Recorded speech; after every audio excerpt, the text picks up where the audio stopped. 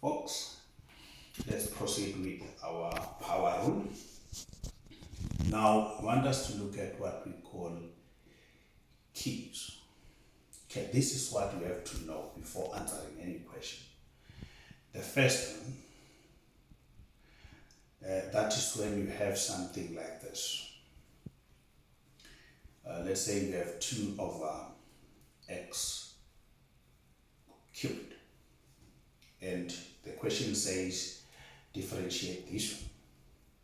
So what you will do here, the problem is that your x here is not a numerator but a denominator, which means we have to first take this one up. So this would be 2.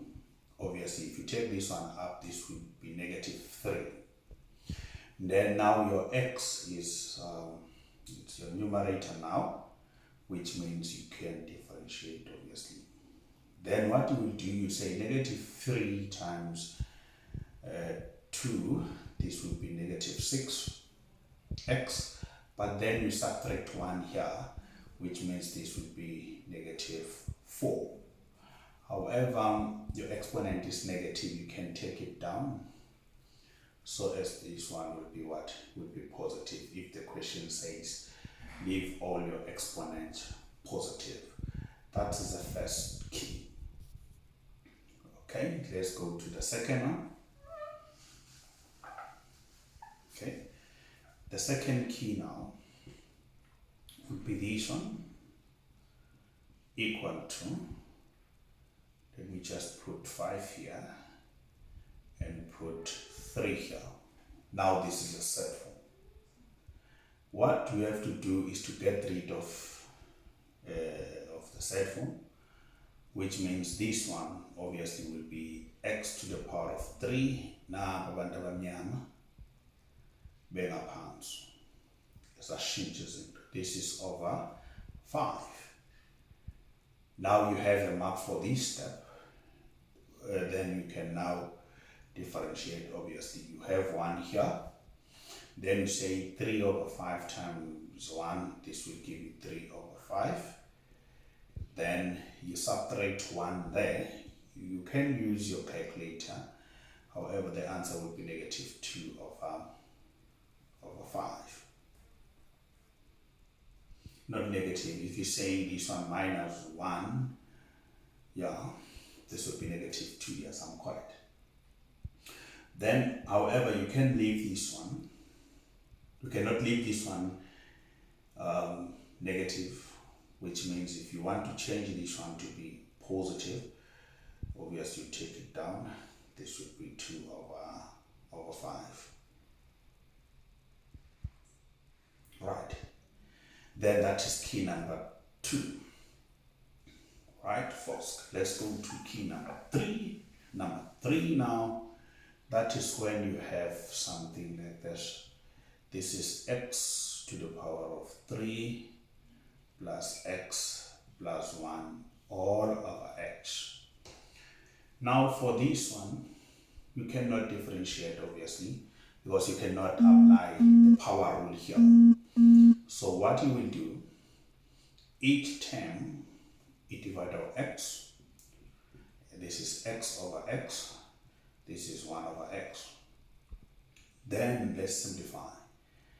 Obviously, here you have 1. If you say 3 minus 1, this will give you 2. And 1 minus 1, that's 0. Any number raised to power 0, obviously, is 1. Or your x is your denominator here, which means you take it up. This will be negative. Then from here, you can now differentiate. Obviously, you have 1 here. You say 1 times 2, that is 2. You subtract 1, like left with 1. Derivative of a constant number. This is a constant number. Look at this. This is same as x to the power of 0 here, because we are saying any number raised to power 0 obviously is equal to 1. If you say 0 now times 1, your answer will be what? Will be 0. Because we are saying any number raised to power 0, obviously it's 1. And if you say 0 times 1, that will give you 0.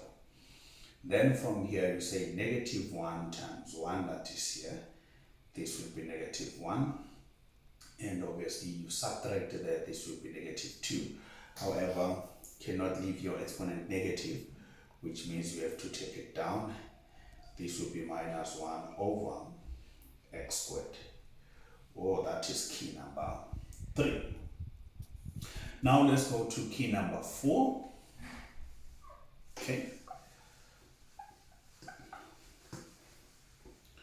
Key number 4 now.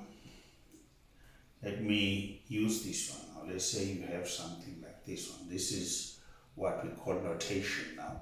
Let's say you have x squared minus x minus 6 all over x minus 3. In this case, there's something important. There are 2 terms that divide the numerator, which means you cannot divide this one by this. However, what you have to do, you keep this one, right? We have to factorize on top there. This is x minus 3, obviously x plus 2, those are factors, all over x minus 3. Okay? Then the 2 will divide each other. Then you're left with what? D of x into x plus 2. Then if you differentiate, you get rid of this one. You take it out. Then you have 1 here and 1. You say 1 times 1, this is 1. Obviously, when you say minus 1, that will give you 0. Any number raised to the power 0, it's 1. And again, the derivative of a constant number, we said is what? It's 0, which means your final answer is 1. That's all. Now the last key, the very last one is key number 5. Right. Key number 5, that is when you have something like this. Let's say you have x squared minus 2 all squared.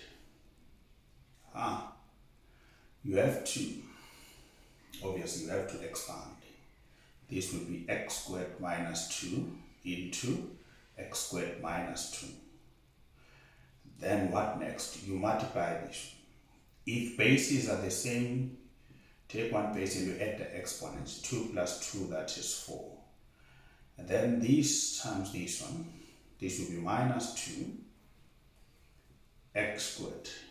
And this will be negative 2 x squared. Negative and negative, these two will be positive 4. Obviously this will be x squared minus